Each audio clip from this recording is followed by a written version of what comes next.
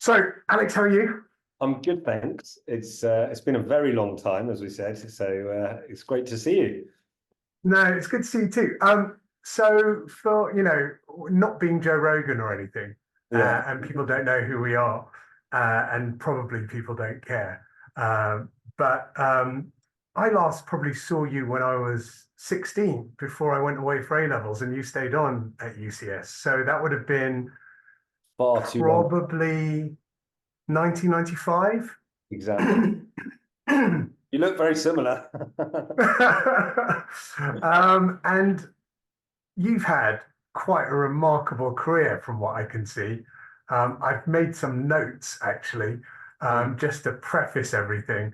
So you're an orthopedic surgeon, I am, yeah. and you specialize in complex fractures, bone infection, non-union deformity correction, and limb lengthening. And you are a reader Yeah, at St. George's University, yeah. which is, for all intents and purposes, an associate professor in other universities. You got the gold medal for the FRCS, and you're also a program training director. Is that right, for Southwest Thames? For my sins, yes. Yes, I am. Amazing. So, with all of that, you know, I also took a quick look on PubMed, and it looks like you've got something like 112 publications, which is a ridiculous amount, Probably especially a for a little more surgeon. actually for when yeah, I have managed to eke out some academic work along the way, so it's good fun. So it, I suppose it begs the question then, and this is really probably a genuine question. Um, with all the academic work that you've done, which is significant, and all the accolades that you have, um, I reconnected with you because I noticed on LinkedIn that you had just been awarded your PhD. Yeah. And you, to me, would not be considered an early stage researcher. You are a mid stage researcher. You're an associate You can professor. say I'm an old man now. What am I doing? And so I was intrigued as to why you even felt the need to do a PhD. Perhaps I could just start you there. Yeah, absolutely. So you're right. I'm not an academic. I don't have an academic appointment, and I've come to academia quite late in my career. As you say, I'm not early stage. I didn't do an MD or anything like that. I did a BSc at medical school, which is really common, but I don't think anyone would hold their hand up to say that was hard-hitting academia. And in fact, I don't think I got my first publication until my first year as a registrar, whenever that was, 2007, 8, something like that, 7, I think. But as I progressed in my consultant career, it became apparent that writing papers and conducting studies and so on was something that I found really stimulating and kind of gives you a bit of a combination of self-credibility, sort of validation to oneself that you're actually doing something half decent and that people might be interested in listening to what you have to say. And I think by virtue of whatever niche area of practice you land in, you start to be able to produce academic output in relation to that. So I kind of built more and more academic output over the sort of first 5 years of my consultant career. And then the next 5 years, so I'm 10 years in now as a consultant in the UK, the next 5, I really started to consolidate the areas I was interested in. There became some recurring themes and topics in relation to my clinical practice, which is trauma and then post-trauma reconstruction in orthopedics. And so why did I do a PhD? I think for me, the 10-year mark is like a bit of a watershed moment of what have I done up till now and what am I going to do for the next 10 years that's going to kind of define me. And I'm not really interested in validation from anyone else. It was a really wonderful opportunity for me to reflect on my career to date, my academic output to date, bring it together And then from that, it's a PhD by publication. So you have to have a theme, you have to have a overarching topic. So you can't just have a sort of scattergun of papers. They have to be on a specific topic. And mine was about sort of disrupting and challenging dogma. And there's a lot of stuff that we do in medicine, in healthcare, that is just done because that's the way it's always been done.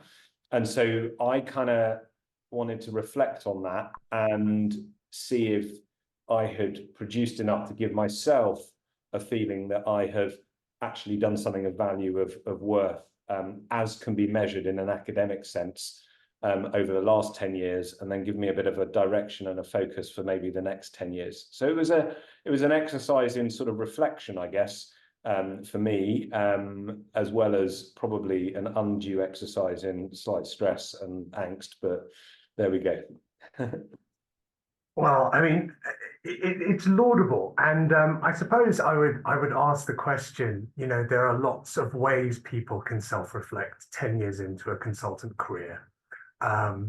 Doing a PhD strikes me as being a particularly difficult and challenging way to do it.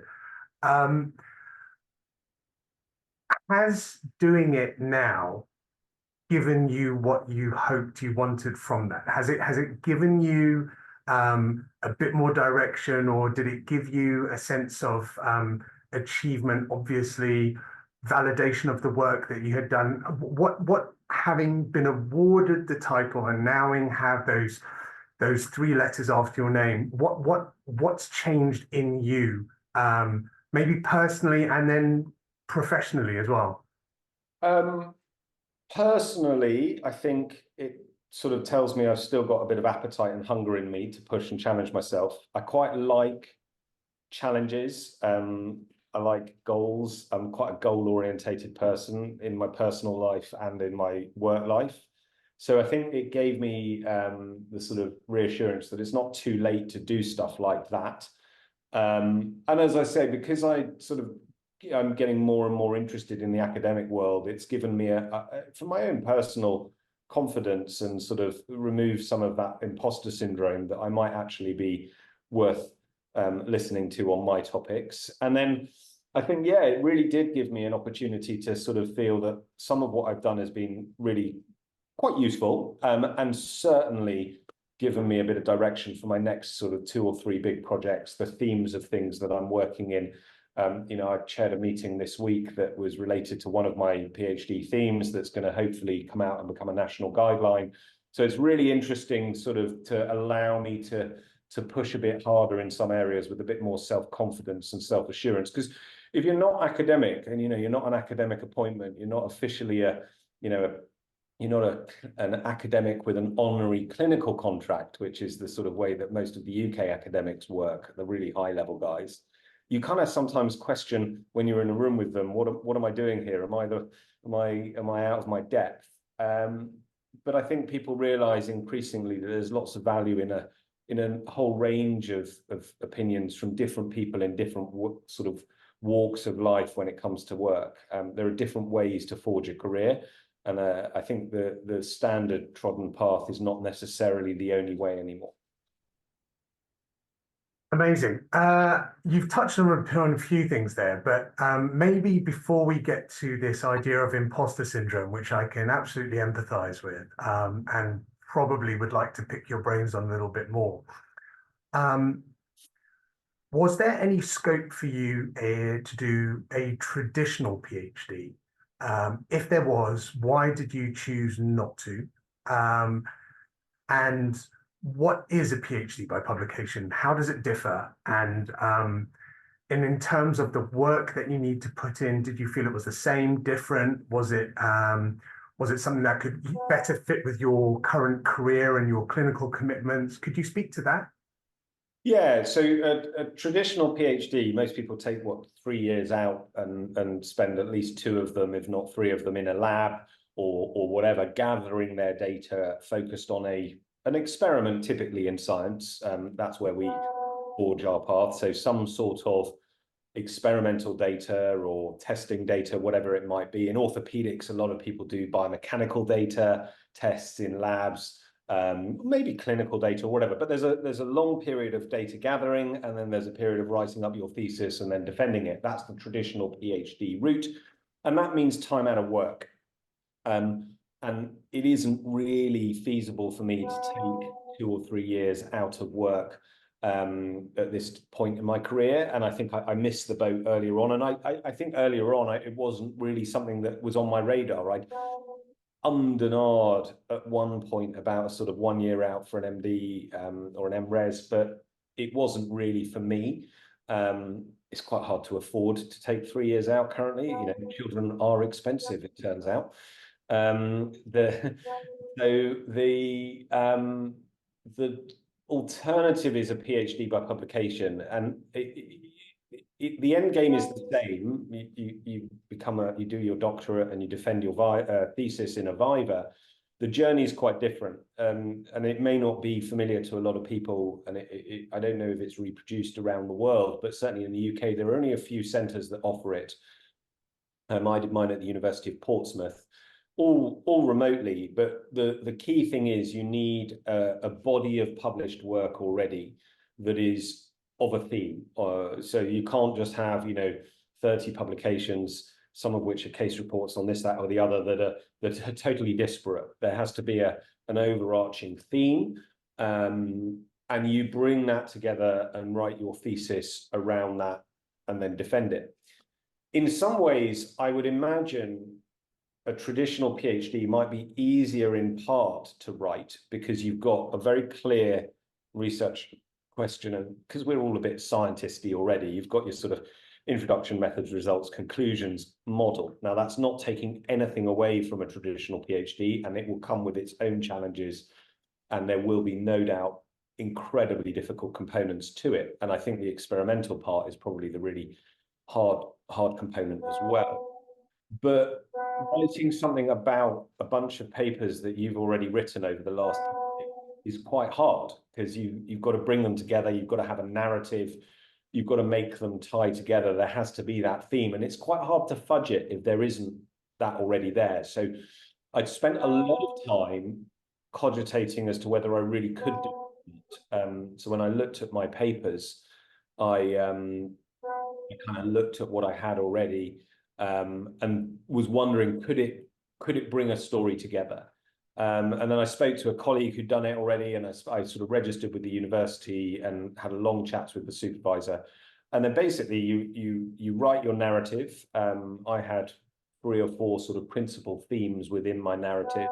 It was on tibial trauma, so that's one of my areas of interest, and specifically disrupting and challenging dogma in tibial trauma. So there are things people do or have always said or done just because that's what we do. And I quite like being a bit of a disruptor, not for the fun of it, but I think it's a good way of allowing me to ask the questions that need to be asked. Why do we do this way? Why am I just taking it for rote that so-and-so said we should do it like that? Who's challenging this? So that was the whole overarching theme. And then you have you have to produce a thesis, and the hardest part is just the page setting and formatting of 600 pages of stuff that no one's ever going to read again. And then you have a viva, which I actually really enjoyed because it was an opportunity for me to just witter on about the stuff I like, with some people that vaguely understood what I was talking about. And then you get sent some minor corrections and so on. So the end game is very similar. The journey is a bit different. 1 year usually. So there is quite a tight timeline on writing a thesis while you've got your full-time job. But I didn't find it that hard to write about stuff that I really enjoy and am passionate about. I see you do a huge amount of academic work as well, and I can see when you it's easy if you enjoy it and you like it and it's your topic and you're enthused by it. A lot of the words come naturally. The hard part was sort of trimming out the fluff that wasn't needed and making it have a bit of a sort of story and an arc over it. And what's the role of the supervisor then? Because traditionally the supervisor is sort of some sort of senior academic, in medicine or in surgery, is some senior academic surgeon who's got a topic in mind. He's got a game plan. He's got a direction for you. they're often instrumental in the direction of the research that you're going to undertake, and can help fill in the gaps whenever you are stuck in a sort of traditional PhD model. How did you find the supervision side of things, and how did they help you over what appears to be a very tight timeline, a year to write a thesis? How did you find that process? Yeah, so I had a supervisor, a really nice guy called Graham Mills, and he's a mathematician at Portsmouth, so he's absolutely nothing to do with medicine, life sciences, or orthopedics. And in some ways that was brilliant because he just was able to give me a really good, pragmatic, it doesn't matter what the topic is, this is the structure you want to follow, this is what the examiner's like, this is X, Y, or Z. He was very helpful in, reading a couple of drafts and just giving me some feedback on the English. You can get really tunnel visioned when you write something, or you can sit there thinking, yeah, that's awesome, I've nailed it, and someone else reads it and they have literally no idea what you were reading about. And I wanted my PhD to be able to be read by someone that isn't even orthopedic and kind of follow the arguments, even if they don't have the scientific understanding. So that was really helpful. And other than that, I think the PhD by publication, you kind of had a lot of supervisors or colleagues along the way by virtue of the papers you've written. So some of the need for the supervision that you may require with a traditional PhD in terms of finessing the research question, or conducting the experiments, or handling the data, has already been done, and you've done that component of the work already. This was very much about the use of English language, the structure, the style. I was a bit worried that I was being too familiar. I wanted to write it with a bit of passion and personal touch rather than being a traditional scientific text. And he was really good at giving me some feedback around that, and actually really encouraging, saying there's nothing wrong with writing it in a narrative tone, but we just need to be careful of some of the third person, first person, some of the phraseology I put in was a bit too familiar. So it was things like that he was really helpful with. Amazing. So you had a mathematician. Were Yeah. you put off by that in the first instance? Were you a bit worried? Were you concerned? And No, it was easy, and he was lovely, and the reason I chose this university and this specific one was a colleague had done the same. We had one of a guy I trained with years ago who's now a professor in Brighton, which is in the south of England. Really nice chap, and he'd recommended I do this. He's the first person sort of to nudge me in that direction, and I ended up with the same supervisor. So I had confidence that he knew what he was doing. Amazing. I just want to ask you about this concept of imposter syndrome.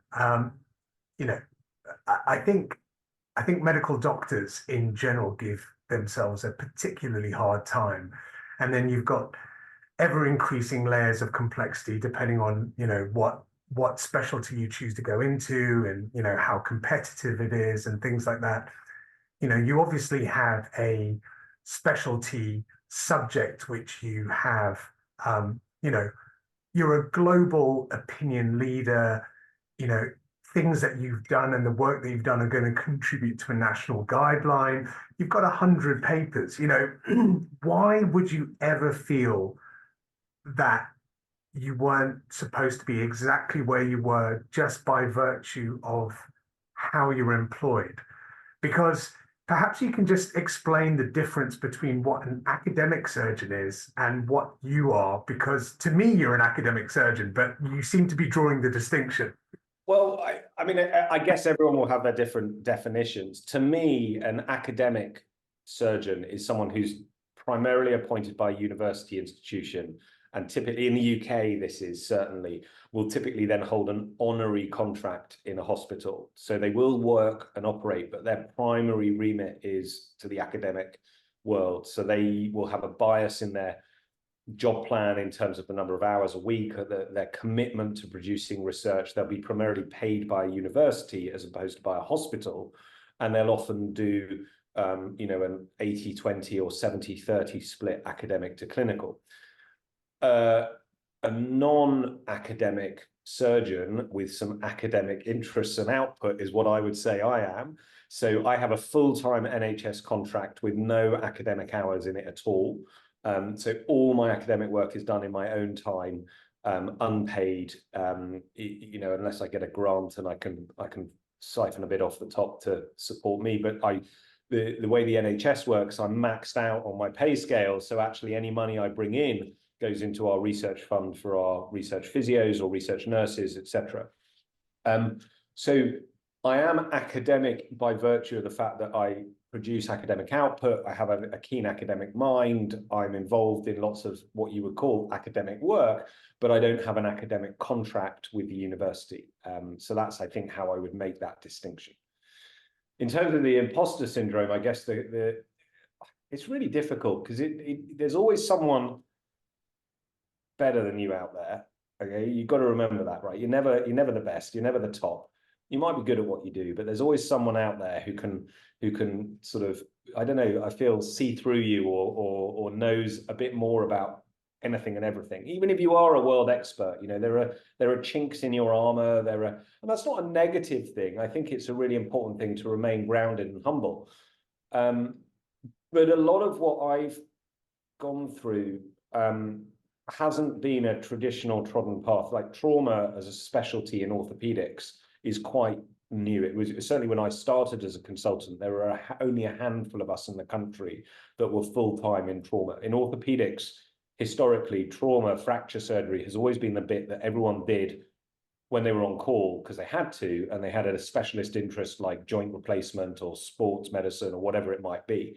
Very similar to a lot of other surgical specialties, right? The acute emergency stuff is the bit that people kind of do, not begrudgingly, and some people love it, but it was a bit of everybody could do it. And it was assumed, therefore, that everyone could do it. So when I first started as a consultant, I remember the first sort of couple of years in my department, a really nice bunch and, you know, good colleagues. And I'd been a resident registrar here.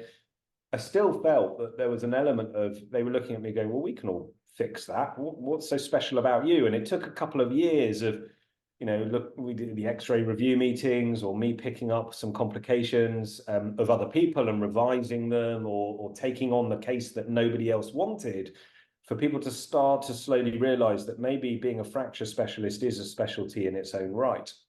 So I think that was common for me and a lot of other people of my era, that, you know, the smaller trauma community. When you think about how many orthopedic surgeons there are in the UK, thousands, there are only really about 100, 150 or so of us that are true fracture surgery interested, dedicated surgeons. So it's a very small group, and none of us are much older than I am. So we all came through at a similar time. And that is because in the UK, 10, 15 years ago, we had an evolution of our trauma network. So we saw a development of about 22 level 1 trauma centers around the country in geographic regions. And suddenly they were like, oh, we need to appoint some fracture specialists and trauma specialists. So there's this bunch of people that have come through trying to stick their flags in the ground with no major precedent for that. So there's a bit of imposter syndrome came from that. It was like, am I doing this right?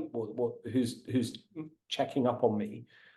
And then you get a bit known and you get invited to a meeting or a conference and you give a talk, and it's like, oh, it's awesome. I'm going to a conference, I'm giving a talk, I'm being put on a plane, it's wonderful. And it's like, crap, I meant to know what I'm talking about.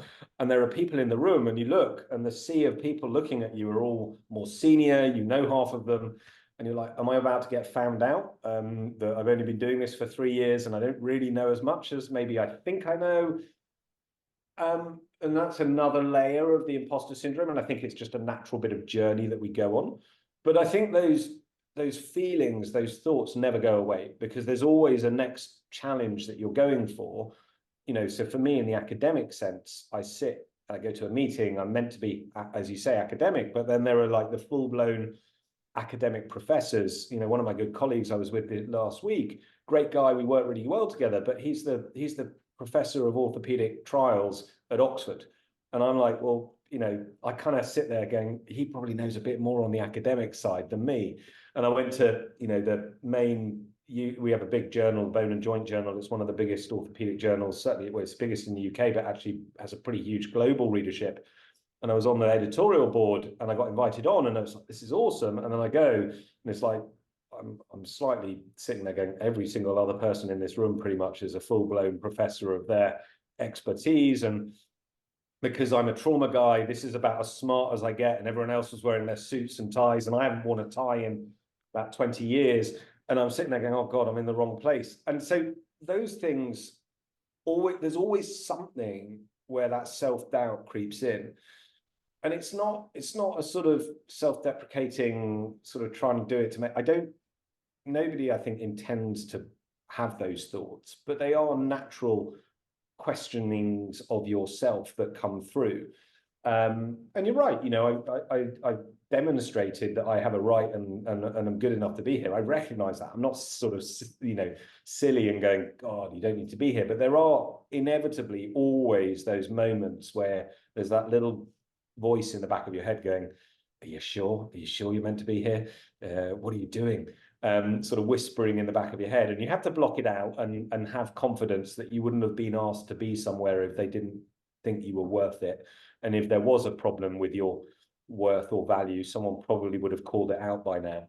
So I kind of embrace it and use it to keep you humble, and realize that there's always more to learn. There's always someone that might have more experience or know more than you. And I think you can use that to a really positive end and a really powerful tool to push yourself, challenge yourself, and continue to produce good output. So I embrace it, even though it still leaves you with the butterflies in your stomach sometimes when you're about to go on a podium or give a talk or speak to someone about X, Y, or Z. But it you know, so it never goes away completely. I don't think anyone should be afraid of it, but use it as a sort of healthy litmus test for your sort of staying grounded and where you are in the world in relation to others. That's lovely. That's a really nice sort of summary of you're right, the things that we kind of all go through. But do you think the PhD just calmed that thing at the back of the mind that you were talking about, that you were like, okay, I've independently been validated that the work is good enough to be worthy of a doctoral thesis from a UK university. I have the basic researcher's degree. No, I say basic, but you know, I have this significant postgraduate research degree that now says that I can put that to one side and I can move on and worry about and focus on other things and move forward. Do you think it was that's given, has it been that's given you the confidence to move forward, or you would have been fine without it? No, that's a really astute observation, and there's no doubt that there's a large part of the journey, and the goal was to validate and make myself feel that actually it is important, it does hold merit, it has been looked at by others and scrutinized and questioned, and I've successfully defended that. So to me, that was definitely part of it. It also, you know, for my academic promotion prospects to get a full professor, you know, it's a very useful additional line on the CV or in the portfolio. But it was, I think, the two primary goals for me, the one you suggested, which is that validation, not really that I care what anyone else thinks, but to me and to those that I work with and know and in my field, that maybe I am an expert in that area. And then also the exercise in reflection to allow me to see where I can focus and actually understand what the next tranche of research questions will be in the areas that I'm interested in, or what the next projects and things to do will be in my field. So I think those were the two primary goals, and I feel that I've achieved that. So I suppose I've got two questions now. It's a two-parter. I suppose the first question is, academically, what's next? And before you answer, I'd love to also know, what advice would you give to somebody embarking on any kind of PhD, be it a traditional one or a PhD by publication, or even, you know, the UK postgraduate research degree of an MD, a doctorate of medicine, or a master's of research? What advice would you have for them, for people just starting out, And what do you think? What do you think are absolute golden rules that you think that you've taken away from this? And where do you see this going moving forward? So the first bit, what's the advice I give people? I think there are a few bits of advice that are not necessarily completely connected, and they can apply quite well to lots of things. For me, in my role as training program director, residency director, I've had to sort of have trainees come and ask about higher degrees and so on. I think for any higher degree, any postgraduate degree, you've got to want it. You've got to be prepared to put in the time, energy, and effort. Nothing comes for free, and the cost in this sense, there may be a financial cost, of course, but actually it's a time and energy and enthusiasm cost. And if you can't mobilize time, energy, and enthusiasm, you're going to struggle. So the easiest way to maintain enthusiasm about something is to enjoy the topic. As soon as you pick a topic that you don't truly believe in or enjoy, those projects become that millstone around your neck, and you start sort of almost resenting them. And we've all been there, right? As residents, when you get given that, your boss gives you a project to do, and you're like, oh, man, I've got to write this up, and you're like, I hate this, and I'm not interested in it. But I've had residents and juniors who've done research degrees in topics that they were clearly not interested in, and they were struggling to get them over the line. So I think whatever you do, pick a theme and an area you're interested in. It's so much easier to sit down and invest time and energy and effort and enthusiasm if it actually floats your boat, if it actually interests you. When it comes to can you mobilize the time, energy, and effort, I think you can, whatever your situation. I think there's that's a personal belief, and it may reflect a little bit on the differences in how people sort of see their time, value their time, and what people choose to do or not. And I recognize in this current climate and this current world we live in, the work-life balance is important. And I don't take anything away from that. I have a really strict no work at weekends rule. Friday night to Monday morning, I don't do work. That is family time. It's sacrosanct. Nothing I don't go off and write a paper. I don't go off to my computer in the office. The only time I work on a weekend is if I'm on call. That is it. But then in the week, I squeeze every minute I can out of the working week. That is my school week for me, and I work hard. And I think there is an element of people have got a little bit afraid of telling people if you work really, really hard, you will get your rewards. And I totally understand that in the post-COVID era and in the modern era that people have a choice. And if they don't want to, that's fine. But you can't expect something for nothing. And I know that sounds maybe a bit old school, but I think that sometimes the pendulum in how we sort of live our lives, what we're told is the right way, if you like, in terms of work-life balance, in terms of priorities, almost has swung so far the other way that it's a hindrance for people to progress, because they don't recognize and realize that if you want to get somewhere, if you want to really push yourself, you do need to go above and beyond. You've got to put the graft in, you've got to put the hours in. You read the Malcolm Gladwell 10,000 hours books about becoming a high-level sportsman. Well, I'm doing my 10,000 hours in my career bit. That some people may say, well, that's bonkers, you're going to burn out or whatever. But to me, my career is part of me and part of what defines me, and allows me all the other things that I do, including my home life, my wonderful family, and all of that, by virtue of who I am. So I think putting effort in is a really important understanding, and there's effort for the bare minimum. So, trainees and residents look at their sort of portfolio requirements. What are the things I need to do to get to the end of my training? That's the minimum level. And there's a lot of people that don't realize that what the minimum level is and what is required to really rise to the top are quite different sometimes. And that doesn't mean, if you don't fancy that journey to the top, you're any less of a person, you're any less dedicated, less driven, less determined. Not at all. You've just made a choice about your balance. But you can't expect to have a stellar, career that takes you all the way to the top or become a national figure X, Y, or Z if you aren't prepared to put the effort in that side. What actually happens, I think, is that you end up putting increased effort in work and therefore increased effort in home life. And overall, your total effort and everything just has to go up. And it is a bit of a juggling act and it's tiring. But, I was listening, there's a great book, Arnold Schwarzenegger's book, his 7 Rules. Oh, I'm going to really? tell you, it's the most fantastic self-help in inverted commas. That guy, I have a rule that I have a theory that nobody gets to be that successful if they're stupid. Okay, so people may go, oh, he's a bit of a meathead, whatever. Best bodybuilder in the world, highest paid actor in the world, governor of California. You can't do those 3 jobs to that level if you're a complete fool.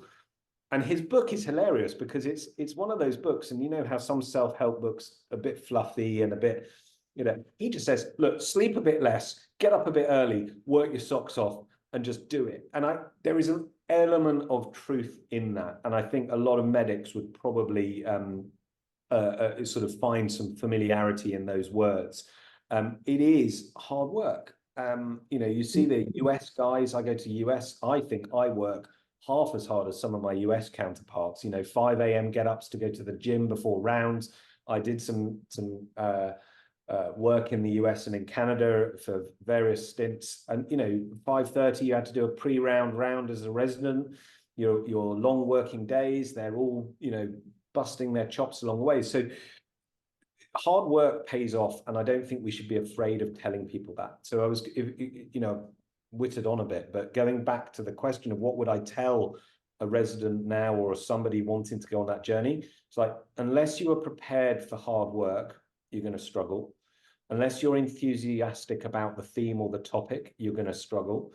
And then the final thing I say to all my residents and trainees, or when we're doing anything academic, is if it's a research project, you need a proper research question. You need one thing you're going to try and answer. And if you don't structure your title or your thing as a question, you'll get lost, you'll drift along the way.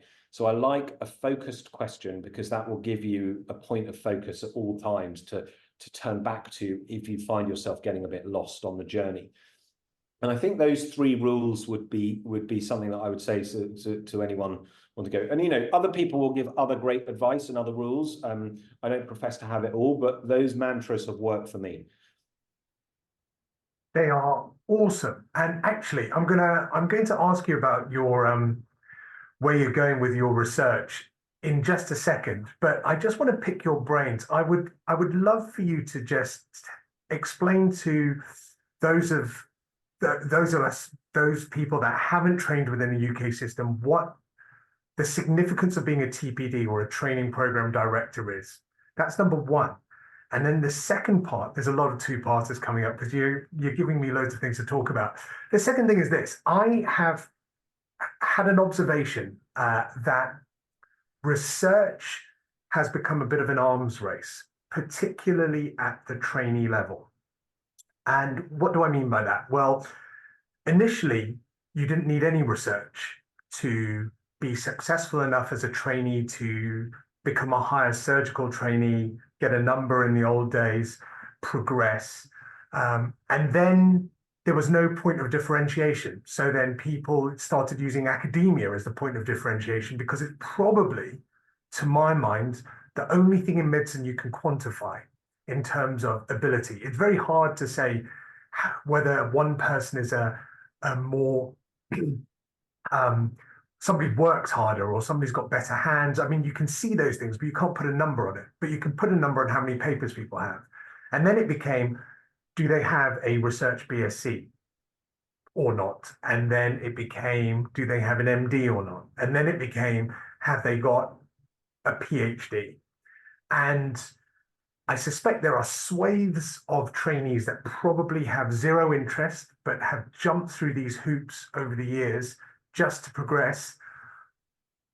Just with a TPD hat on, what do you feel about that? How do you deal with that? How do you identify the people who would be excellent surgeons, excellent colleagues, but actually have no interest in pursuing any kind of sort of postgraduate sort of degree or sitting down and writing papers in their spare time, acknowledging everything that you've just said about hard work. Yeah, so training program director or residency program director is it's a real honor and a privileged role. It comes with a bit of extra hard work, but actually the rewards in terms of seeing trainees flourish and grow and being able to help people along their journey is brilliant. I completely agree with you about the needing to set yourself apart. As I say, the bar, the standard portfolio requirements, and that will be wherever you work, right? Every curriculum will have a set of requirements that you need to tick off to get to the end and be awarded your certificate of completion of training, or whatever we call it, wherever you work, right? The end of your residency program. And that's the bare minimum. And as you say, the problem is that everyone will have the bare minimum. So when you go to a fellowship interview or a consultant or attending practice interview, you need something that's going to set you apart. And academia research is one of those things, but it's not the only thing. So I have had trainees who have literally hated writing papers. And it's like they, by hook or crook, got their 2 minimum papers they've had to do as a trainee. And that's the last thing they will ever write. But some people go off and do other things. Education, policy, or getting involved in guideline writing or national committee stuff. I've got people who've done charitable or humanitarian work, all sorts of other things. I've got another guy, the thing that sets him aside, he plays lacrosse for England. It's awesome. He's got a really good talking point, and he does that as his spare thing. Another trainee was a GB netball player, so these things are great. Another one ran their own business, actually ended up leaving, and now runs a sort of medical concierge service in London for high worth clients. That was her thing. And so it doesn't have to be academia, but you have to be able to set yourself apart.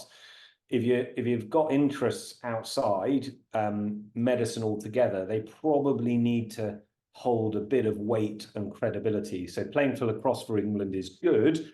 Me struggling to get my grade 5 guitar probably doesn't count as good enough as a extracurricular activity or point of interest, or something that makes you an enriched individual that would be of value to a department. So I don't think you have to be worried if you're not interested in academic, but you probably need to have something that you can do or bring that is of value beyond just being a nice person and having the bare minimum requirements from your portfolio and training. So that would be my sort of advice there. Fascinating. Yeah, I mean, I think you're absolutely right. I think that's probably, to me at least, one of the beautiful things about being a doctor, being a surgeon. There are so many different varying threads and places you can take your career. Academia, or being an academic surgeon, doctor, heading towards being a professor, seems to be a popular route for many. And I think it's because, they have such influence on our careers a lot of the time, and then they just become natural role models. I think that's generally where I used to define success as that. And so that's just an observation for me. But you're right, there are many, many more strings to people's bows, and that is taken into account. Yeah. So what's next in terms of the research career, academia? Are you going to become the full professor of orthopedic trauma surgery? Are you going to have 15 research fellows all looking at different parts of the tibia? What's the plan? What's the goal? So there are a few sort of irons in the fire at the moment. I'm quite involved in a sort of policy and national sort of steering committee side of things, which I'm really enjoying. So I chair our National Trauma Guidelines Committee, for example, and actually I find that fascinating. I go back to hard work and effort, that comment I made earlier, but the corollary to that is, I think it's only worth putting in that hard effort and work if it's of value to you. So don't take on roles or jobs that are hard work if they're not of value to you. So I personally, for example, will never really have an interest in hospital leadership or management. That's not for me, that's not role. And that's a role, that's a natural, especially in the NHS, being head of the department or becoming head of all of surgery in the hospital or medical director for the whole hospital. Those roles really appeal to some people, and those journeys. To me, that's not for me. And the reason is because I would probably upset too many people along the way by telling them what I really thought, but also there is little value in it to me. It doesn't sort of infuse me, it doesn't excite me, it doesn't hold value. Whereas writing national guidelines and influencing how we practice as a whole in the country and changing the way we deliver care and look after our patients for the better, to me, is really valuable. Other people look at, go, oh my God, I could never be training program director. What an awful job. I've loved it. But my education journey, for me, I've reflected on, isn't going to go into educational leadership and management. I'm not really into managing trainees. I like training trainees. So I do a lot of teaching, I do a lot of education, I run courses, I enjoy designing courses and meetings and so on. I'm not interested in shaping the curriculum or changing the way training is delivered in the future. So I've answered your question with a couple of negatives about what I'm not going to do, but I'm trying to explain to you that as you go on to in your career, those decisions don't stop, right? That you've got to continue to reflect on what you're doing, what you enjoy, where your impact has been, and what is the next step on that journey. And you've got to be cognizant and wary that you may have enjoyed something up to a point, but it may then evolve into something that no longer is the same thing, and there's a risk you may not enjoy that anymore. So education is the example I give there, where I've loved being training program director, I love teaching, I love running courses. And then someone was like, oh, the next step after training director is to go to, in London, it's like to run the whole, or be involved in the pan London training, looking after all the programs. Not for me. That's just not my bag. So next for me, this year's, I'll probably put my hat in the ring for an academic promotion over the next year or two. So see what happens in the lap of the gods and the filling in of a very long form. And then there are definitely areas of my research work that I'm really interested in, that I'm pushing, that blend with policy and changing practice. One of my main things is weight bearing after injury.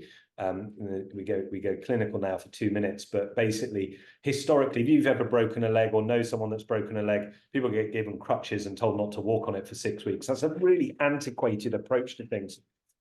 And actually, all of the basic science tells us that the skeleton wants to be loaded and it will heal better, faster if you load it. And taking your weight off something is akin to being in a zero gravity environment. And we know if you go to the space station, you lose your bone mass, muscle mass, and it takes a long time to recover that. So I've done a lot of work on the science behind that and the research studies looking at sort of individual injury groups. But now what I'm actually using is my position as sort of guideline writer and policy chair to try and change at a much bigger level what people do culturally in orthopedics by making them think about restricted weight bearing and changing that. So that's a real passion of mine. And that along with a couple of other trials are sort of big areas of focus for the next few years. And I think those would be my main things. And then my clinical practice sort of evolving and becoming a bit more specialist in some of the niche things that I do will naturally sort of happen over the next decade or so. Okay, I promised I'd only take an hour of your time. We've got 10 minutes left. I've got 2 questions left, and we'll take them one at a time. The first one, and this is something I've been interested in for a really, really long time. How do you think, specifically referencing your trying to get your grade 5 guitar, how do you think music and medicine intersects? How music in particular, the application of trying to play a musical instrument, do you think it helps? Do you think it particularly helps because we are surgeons? How do you view music and then medicine with that specific lens? Oh man. So I think there are loads of different ways those two, the Venn diagram overlaps, and it's not a Venn diagram, music and medicine. It's like lots of different areas where the overlap could occur. So for me, music in the operating theatre, for example, playing music while I operate, much more relaxed, much more chilled out. Everyone's happy. Go on, you're What do going you to listen watch to? I play. Yeah. I have an eclectic mix and an eclectic taste. I quite like my indie folk rock kind of stuff, my Mumford and Sons and similar. I Lovely. like my 90s tunes and 80s tunes, but you know, I like to wind people up by playing Ace of Base or anything else from about 1996. So there's a bit of a mix, but it's generally familiar music. I sometimes I think if you play new music or people or stuff that people are unfamiliar, you almost end up concentrating on the music disproportionately hard. So familiar tunes are good. Playing the guitar, I found really useful for a couple of reasons. The first was the physicality of playing the guitar, and I did it on a silent guitar in the evening when everyone else in the house has gone to bed.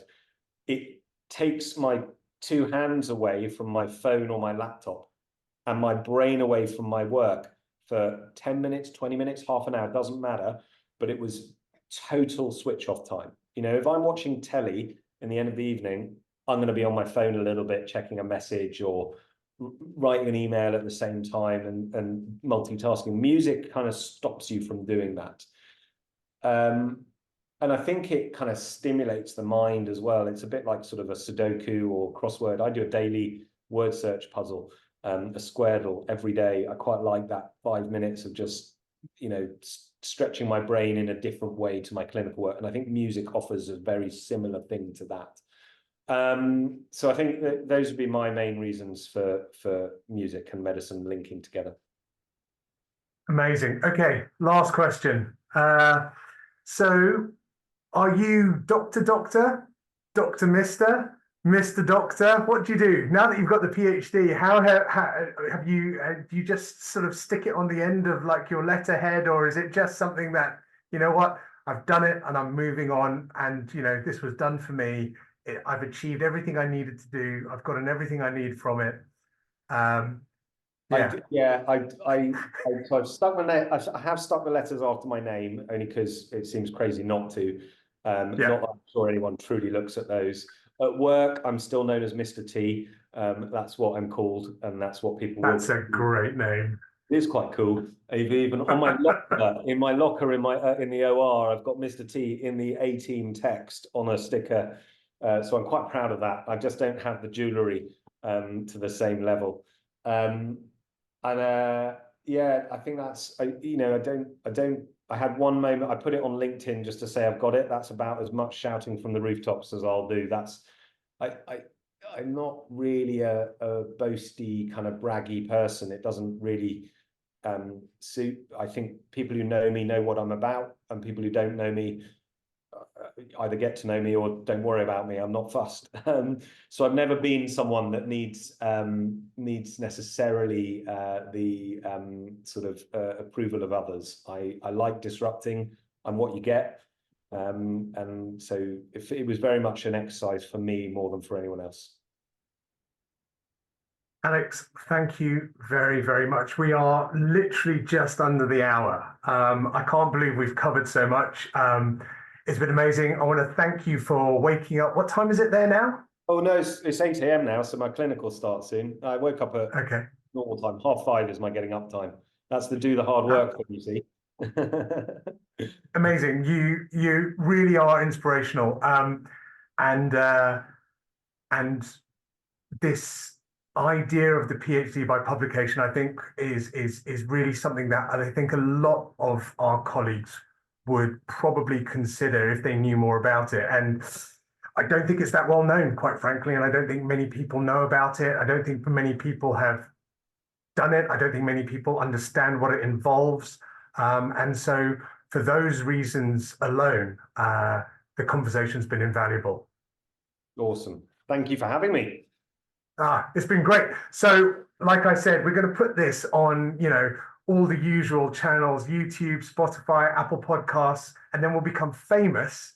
And then after that, we can just give up our day jobs and do something else like Joe Rogan. We just interview people, right? That's Yeah, that's it. All day, every day. Can't wait. Awesome. Amazing. Thanks, buddy.